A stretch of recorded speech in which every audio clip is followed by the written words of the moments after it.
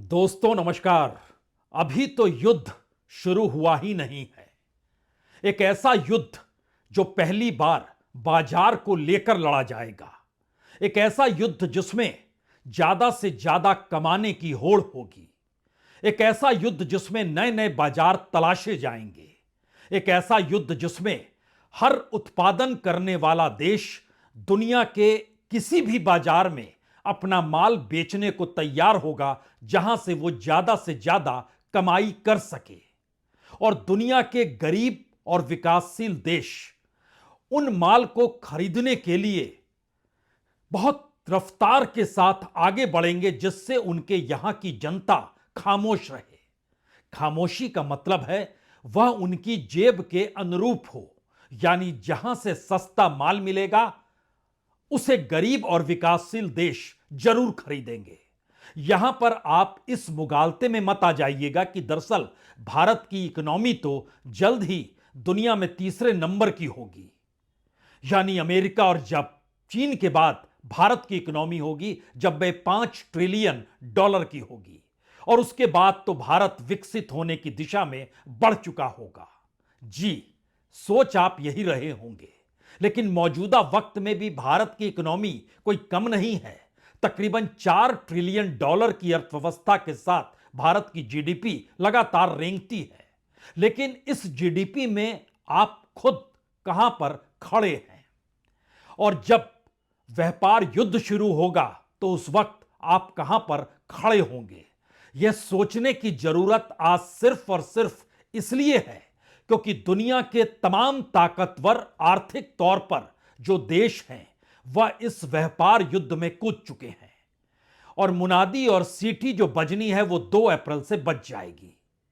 और यह सवाल भारत के सामने बड़ा होगा कि पुरानी परंपराएं टूट चुकी होंगी, नई परंपराएं बननी शुरू होगी। जो पुराना चेक एंड बैलेंस था वो खत्म हो चुका होगा।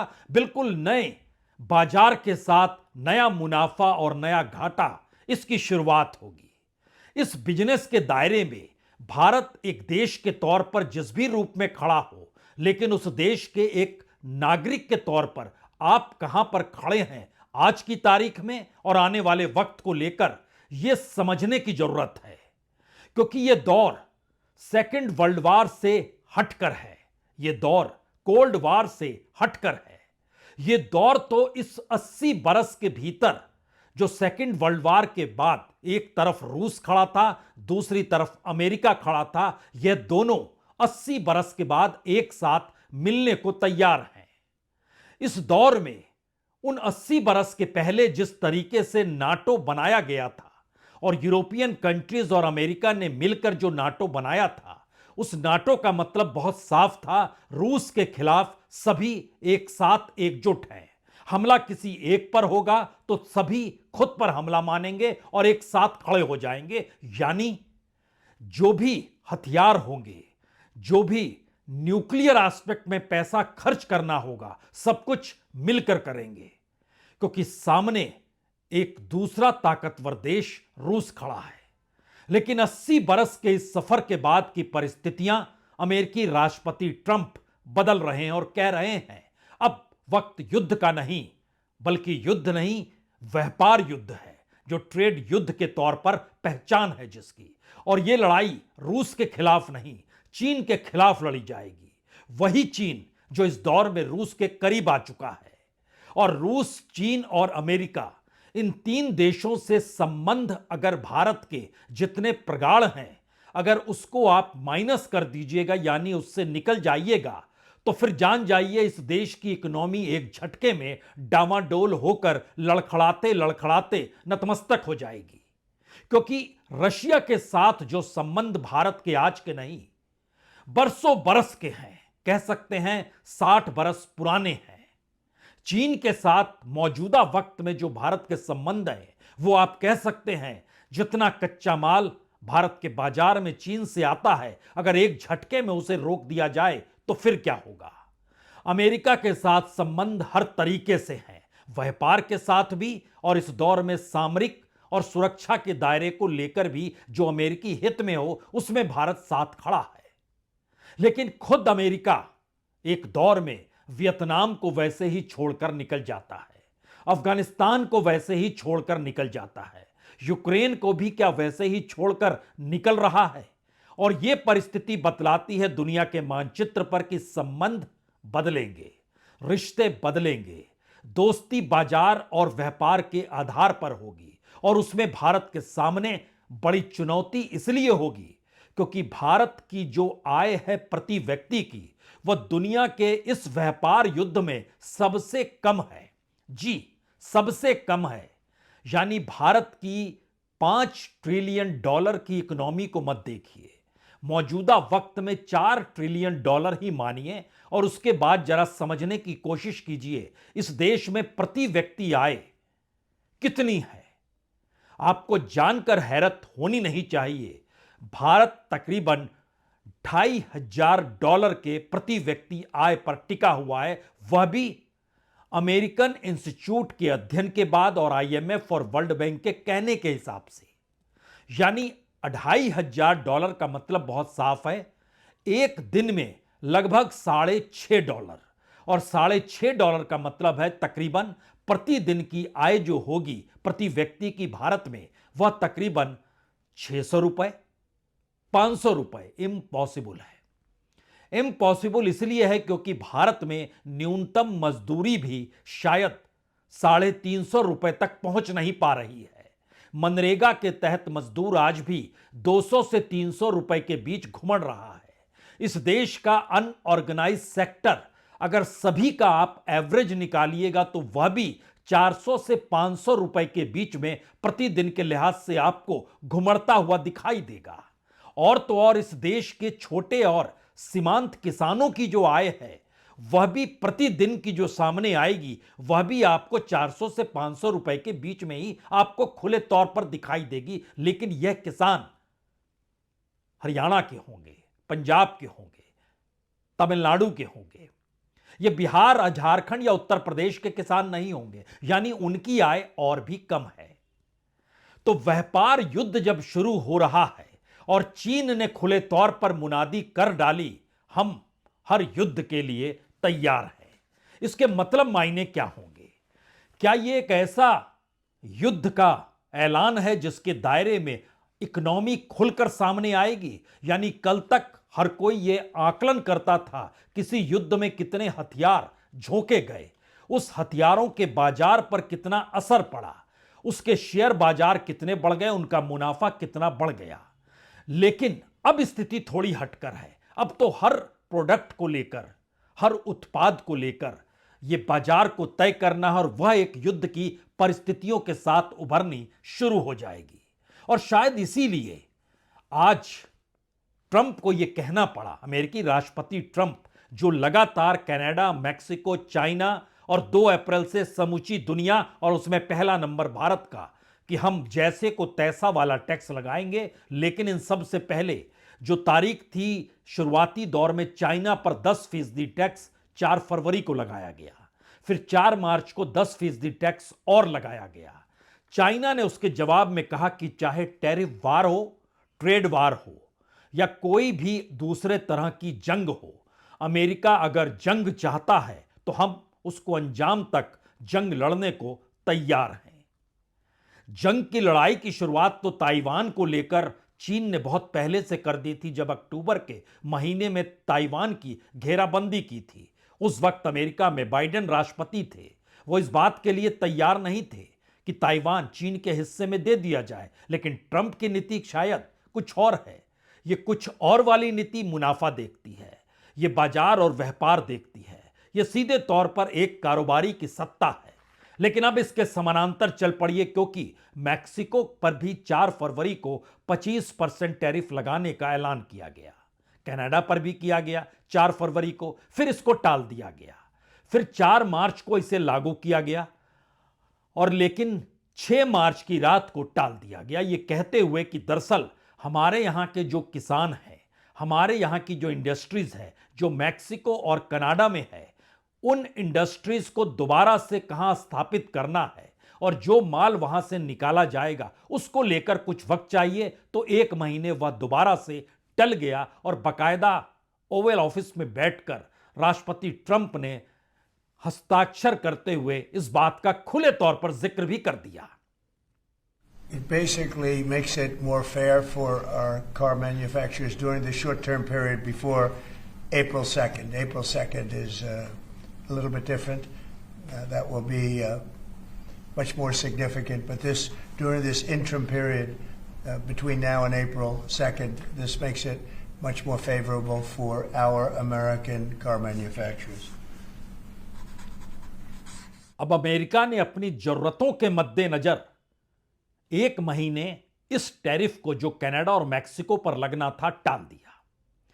अब जरा सोचिए कि भारत पर जब टैरिफ लगेगा तो उसका असर क्या होगा, जब अमेरिका जैसा देश भी अपने किसान और ऑटोमोबाइल इंडस्ट्री से जुड़े हुए इंडस्ट्रियलिस्टों के मुनाफे को देखकर टैरिफ लगाने की दिशा में बढ़ रहा है। यानी जो टैरिफ लगेगा उसका असर व्यापक होगा, यह तो खुले तौर पर है, और उसका पहला असर अंतर्राष्ट्रीय तौर पर 12 मार्च के बाद तब नजर आएगा जब एल्युमिनियम और स्टील पर जो 25% टैक्स लगाया गया है उसका असर क्या होगा। दूसरा असर 2 अप्रैल से शुरू होगा।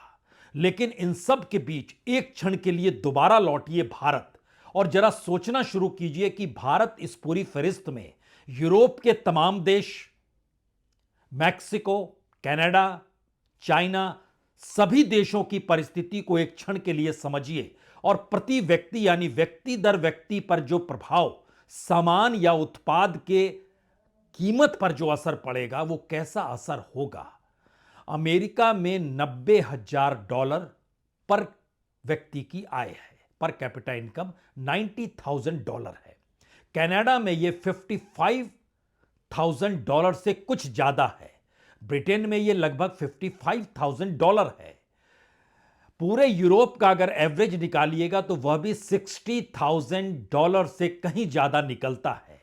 इस कड़ी में सबसे कमजोर देश मैक्सिको है। मैक्सिको की आय जो है, प्रति व्यक्ति आय जो है वो तकरीबन $14,000 प्रति व्यक्ति आय है और भारत की प्रति व्यक्ति आय $2,500।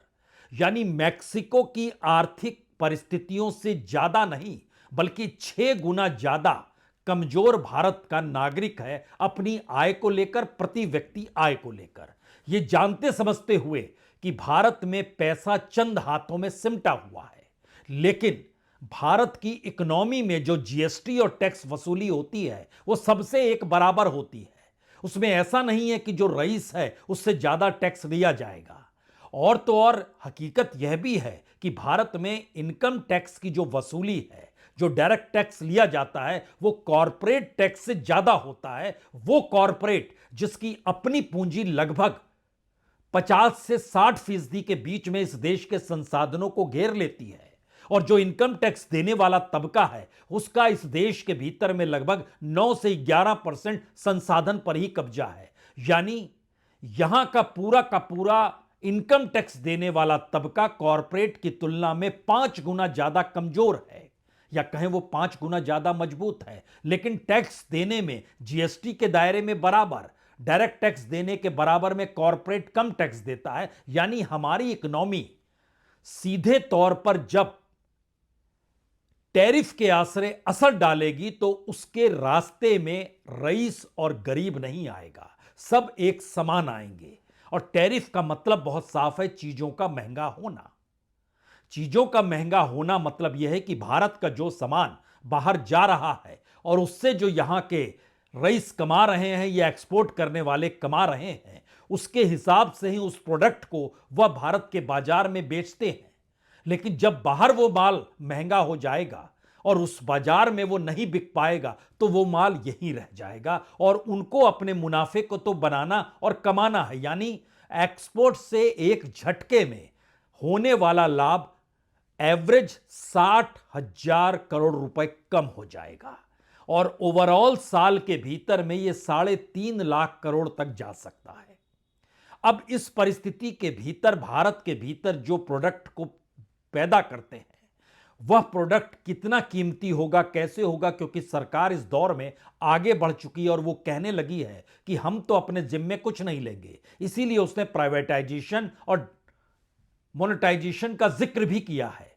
लेकिन दूसरे देशों में अगर देखिएगा तो स्थिति थोड़ी सी भिन्न है। मसलन कनाडा के राष्ट्राध्यक्ष ये कहने को तैयार है हम तो जिएंगे कनाडा के लिए, मरेंगे कनाडा के लिए, और वहां पर बायकॉट होने लगा अमेरिका का सामान, और एक के बाद एक लोगों ने अपने ही देश के प्रोडक्ट का इस्तेमाल करना शुरू कर दिया। यहां पर आपके जहन में यह सवाल जरूर होगा, तब फिर भारत ऐसा क्यों नहीं कर सकता है? बिल्कुल कर सकता है। तो फिर मुश्किल क्या है? मुश्किल बताएंगे, लेकिन पहले कनाडा के राष्ट्राध्यक्ष की बात सुनिए, ट्रूडो की।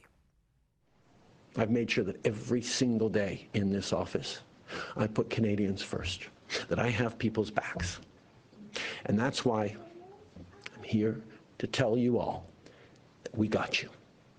Even in the very last days of this government, we will not let Canadians down today and long into the future. Canada में प्रति व्यक्ति आय प्रतिदिन की तकरीबन $155 है, भारत में $6 है। लेकिन बहरहाल इससे थोड़ा आगे निकलिए और भारत के उस प्रोडक्ट्स पे आइए जहां पर सवाल यह है कि भारत क्या इतना माल उत्पादन नहीं कर सकता है और भारत का मैन्युफैक्चरिंग सेक्टर इस रूप में आगे नहीं बढ़ सकता है।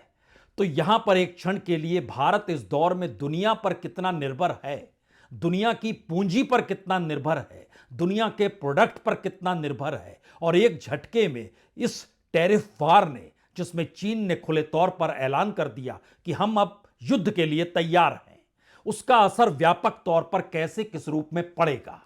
और खास तौर से रशिया जो साइलेंट जरूर है, लेकिन यहां यह समझना होगा कि 80 बरस की राजनीति अंतर्राष्ट्रीय मंच पर जो रशिया और अमेरिका को एक दूसरे के खिलाफ खड़ी करती रही, उसमें एक झटके में अगर नाटो से हटकर अमेरिका निर्णय ले रहा है तो नाटो देशों का क्या होगा? और नाटो देशों का मतलब यूरोपीय यूनियन भी है, यानी यूरोप के तमाम देश हैं। और इसीलिए सब ये समझ गए कि दरअसल रूस और यूरोप के बीच में यूक्रेन ही खड़ा है, यानी जिस दिन यूक्रेन पर रूस का कब्जा हुआ उस दिन उनके दरवाजे पर रूस खड़ा होगा। और रूस ये मानता रहा जिस दिन यूक्रेन नाटो में शामिल हो गया उस दिन उसके दरवाजे पर नाटो खड़ा होगा।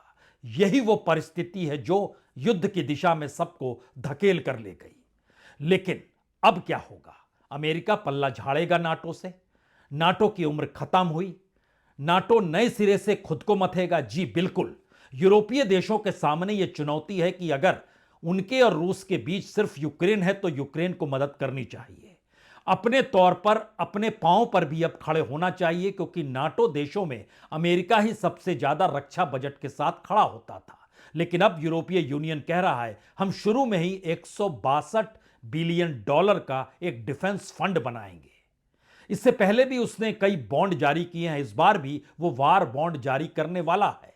पिछली बार वार बॉन्ड के जरिए उसने यूक्रेन को तकरीबन $54 बिलियन भी दिए थे। और यह भी महत्वपूर्ण है कि यूरोप के तमाम देश अपनी अपनी जीडीपी का लगभग 1%, 1.5%, 1.25% इतना ही खर्च करते हैं डिफेंस पर, लेकिन अब सहमति बन रही है कि 3% हर को खर्च करना पड़ेगा। वो पैसा कहां से आएगा? इतना ही नहीं, जो न्यूक्लियर पॉलिसी है उसको भी नए तरीके से साकार करना होगा, क्योंकि नाटो देशों के पास जितने भी एटमी हथियार हैं उसकी तुलना में रशिया के पास कई गुना ज्यादा है। सीधे समझें तो नाटो देशों के पास तकरीबन 500 साढ़े 500 एटमी हथियार हैं और रशिया के पास 6000 एटमी हथियार हैं। हालांकि इससे पहले एक बैलेंस था, उस बैलेंस के एस्पेक्ट में समझिए, सीधे जो फेडरेशन ऑफ अमेरिकन साइंटिस्ट के मुताबिक जो ठोस एटमी हथियार थे वो चीन के पास 350 थे, रूस के पास 5977 थे, यानी लगभग 6000, नाटो के पास भी लगभग 6000 थे। लेकिन उस 6000 में से अमेरिका के पास 5428 है, यानी फ्रांस के पास 290, यूके के पास 225। तो सैन्य हथियारों को लेकर, एटमी हथियारों को लेकर इस दिशा में अगर हर स्टेट पैसा उसमें झोंकेगा तो उसको उस मार्केट इकोनॉमी में ज्यादा मुनाफा चाहिए। यानी भारत यह कहकर खुश हो नहीं सकता है कि देखिए अमेरिका नहीं तो यूरोपीय यूनियन चलेगा, यूरोपीय यूनियन नहीं तो फिर रशिया चलेगा, रशिया नहीं तो चाइना चलेगा। खुश आप नहीं हो सकते हैं, क्योंकि ये पूरी लड़ाई पूरी दुनिया के इक्विलिब्रियम को आउट डिगा चुकी है, यानी जो बैलेंस था उसको वह डिगा चुकी है। ये हर इकोनॉमिस्ट इसे मान रहा है। One thing which is very important to keep in mind is that it is not only India, and there are other many countries, because the higher tariff is going to come into operation for Canada, Mexico, China, and European countries as well. So if America is not able to import from India because of the higher tariff, the same higher tariff will be applicable to Canada, Mexico, China, and the European country also. So some people who need fruits, all those products which India is exporting in US, naturally they will have to buy from some other country. And I don't see that how this equilibrium is going to achieve, because the higher tariff at one point of time may disturb the equilibrium between the different countries, but at the end of the day it has to settle down on that basis. जब दुनिया के market economy का system इस तरीके से डगमगाएगा तो जाहिर है नए रिश्ते तो बनेंगे, नई कूटनीति तो खड़ी होगी, नई विदेश नीति रची तो जाएगी। और इसमें अगर अमेरिका सिर्फ इस रास्ते आगे बढ़ चुका है कि हम किसी भी हालत में यूक्रेन को नाटो का सदस्य नहीं बनाएंगे, यूक्रेन में कोई शांति सेना अगर यूरोप स्थापित करना चाहेगी तो अमेरिका उसको मदद नहीं करेगा, और रूस तो पहले ही कह चुका है कि पश्चिमी सेना अगर यूक्रेन में घुसेगी तो वह युद्ध करने को तैयार है। यानी एक पूरी पॉलिसी में बड़ा परिवर्तन। तो ऐसे में क्या अमेरिका वाकई यही चाहता है कि रूस चीन का पार्टनर ना बने? और वो मैसेज लगातार दे रहा है कि रूस अगर साथ में गया तो वह जूनियर पार्टनर बन जाएगा, क्योंकि 25 फरवरी को यूएस के विदेश मंत्री मार्को रूबियो ने इस बात का जिक्र किया कि आखिर रूस चीन के साथ क्यों जाएगा, और रूस चीन परमाणु शक्ति अगर दोनों मिल गई तो अमेरिका के लिए तो यह नए खतरे की घंटी होगी। लेकिन नए खतरे की घंटी में चीन भी खड़ा है। चीन बेल्ट एंड रोड इनिशिएटिव के जरिए जिस ताकत को बढ़ाना चाहता है, व्यापार की दृष्टि से अमेरिका उसे सबसे ज्यादा डेंजरस मानता है। यानी 3 मैसेज बहुत खुलकर सामने हैं कि अमेरिका चाहता है रूस और चीन साथ ना आए। रूस चाहता है कि उसकी स्वायत्तता बरकरार रहे, लेकिन अमेरिका का झुकाव उसकी तरफ रहे। चीन चाहता है रूस के साथ संबंध रहे और अंतर्राष्ट्रीय मंच पर वह दो हाथ अमेरिका से करने को तैयार है। भारत कहां पर खड़ा है? और भारत की पूरी इकोनॉमी उस दायरे में जब कच्चा माल पूरे तरीके से चीन से आता है, और इस सब के बीच रूस चीन को कच्चा माल भी दे रहा है। यानी रूस जो कच्चा माल देता है चीन को, चीन उससे और ताकतवर हो रहा है, जो अमेरिका नहीं चाहता है।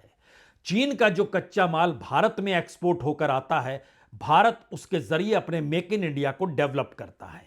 तो अगला सवाल यह भी है कि क्या भारत सक्षम है या नहीं है, और अगर सक्षम है तो भारत की इकोनॉमी जो बिल्कुल असमानता के दायरे में है, उसमें कॉरपोरेट तो खड़ा हो सकता है, रईस तो खड़े हो सकते हैं, लेकिन इस देश का एक आम नागरिक उस प्रोडक्ट को कैसे खरीदेगा जब बाजार में उसके सामने 2 ऑप्शन होंगे।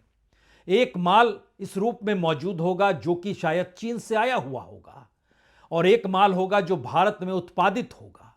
इसका जवाब प्रधानमंत्री भी नहीं दे पाए, उनके अपने इकोनॉमिस्ट सलाहकार भी नहीं दे पाए कि भारत में किसान को उतनी कीमत क्यों नहीं मिलनी चाहिए, भारत में जो माइनिंग से जुड़े हुए हैं उनको उतनी कीमत क्यों नहीं मिलनी चाहिए, भारत में जो मैन्युफैक्चरिंग सेक्टर को डेवलप करेगा उसे उतनी कीमत क्यों नहीं मिलनी चाहिए। यानी जो विश्व बाजार में मजदूरों की कीमत और उत्पादन करने वाले को जो मुनाफा उतना क्यों नहीं मिलेगा। तो सवाल उसका जवाब एक ही था, ये माल जो भारत में बनता था, ये अंतर्राष्ट्रीय बाजार में जाकर इनको कुछ लाभ दे देता था। वो माल बाजार में इसलिए भारत के नहीं बिक पाता था क्योंकि उसका जो कॉस्ट आता था वह कीमत ज्यादा थी। इसीलिए अडानी भी अगर गोड्डा में बिजली पैदा कर रहे थे तो कोयला वो झारखंड का नहीं ले रहे थे, वो मलेशिया से आ रहा था, वो ऑस्ट्रेलिया से आ रहा था, वहां से सस्ता कोयला आ रहा था तो उन्होंने खरीद लिया। तो कॉरपोरेट जब उस दिशा में बढ़ जाए कि उसको ज्यादा मुनाफा चाहिए तो दुनिया के जिस बाजार में जो चीज सस्ती होगी वह उसको लेकर आएगा। तो इस देश के नागरिकों ने कौन सा अपराध किया जिसको लेकर सरकार इस रूप में सोच ही नहीं पाई कि एक ऐसा वक्त आएगा जब सामरिक युद्ध नहीं, यानी व्यापारिक युद्ध होगा और प्रोडक्ट्स की कीमत उसके बाजार को तय करने लगेगी और उसके बाजार के जरिए वहां का मैन्युफैक्चरिंग सेक्टर डंप ना हो जाए, यह स्थिति भी आ सकती है। यह स्थिति पहली बार मुंबई खड़ी है। दुनिया के उन तमाम गरीब और विकासशील देशों के सामने अब वो किस प्रोडक्ट पर किस कीमत में अपनी जनता को वह चीज उपलब्ध करा पाएंगे अगर वो उसका उत्पादन नहीं करते हैं। तो भारत इसलिए इसमें नंबर 1 पर खड़ा है क्योंकि भारत दुनिया के भीतर एक बड़े बाजार के तौर पर अपनी पहचान बना चुका है और उस बाजार को पाने की होड़ में यूरोपीय यूनियन भी है, चीन भी है, रशिया भी है, अमेरिका भी है। और स्ट्रेटेजिकली भारत जिस जगह मौजूद है, जो खास तौर से साउथ ईस्ट एशिया का जिक्र होता है और यहां की सामरिक परिस्थिति में भारत की मौजूदगी इसलिए महत्वपूर्ण है क्योंकि चीन भारत के बगल में है। तो यह अमेरिका स्ट्रेटेजिकली भारत के साथ खड़ा होगा, लेकिन अमेरिका का माल भारत के बाजार में तो नहीं बिकेगा। चाइना के बाजार से आने वाले माल के कीमत के बराबर संभव ही नहीं है। तो एक नई परिस्थिति अगर सामने खड़ी होगी तो फिर इस देश की कूटनीति, विदेश नीति और अर्थनीति क्या कहती है, शायद यहीं पर आकर मुश्किल सवाल खड़े होंगे। क्योंकि रशिया समझौता करना चाहता है लेकिन अपनी शर्तों पर। चीन युद्ध के लिए तैयार है लेकिन अपनी इकोनॉमी को बचा कर रखते हुए। अमेरिका अपनी इकोनॉमी को आगे बढ़ाना चाहता है, अमेरिका फर्स्ट कहकर, और उसके ठीक पड़ोस में खड़े कनाडा और मैक्सिको कह रहे हैं अब हम मैक्सिको फर्स्ट या कनाडा फर्स्ट, हमारी यही दृष्टिकोण है। भारत को भी कहना होगा इंडिया फर्स्ट, लेकिन उसके पहले यहां की उस इकोनॉमी को बदल डालना होगा जो चंद हाथों में सिमटा दी गई और इस देश के भीतर ना रोजगार पैदा कर पाई, ना ही बड़े व्यापारियों को बड़ा मुनाफा दे पाई, जो अब और ज्यादा डगमग होने की स्थिति में आकर खड़ा हो गया है। इंतजार कीजिए, 2 अप्रैल में अभी वक्त है, फिर उसके बाद इंतजार करते हैं। बहुत बहुत शुक्रिया, बहुत बहुत शुक्रिया।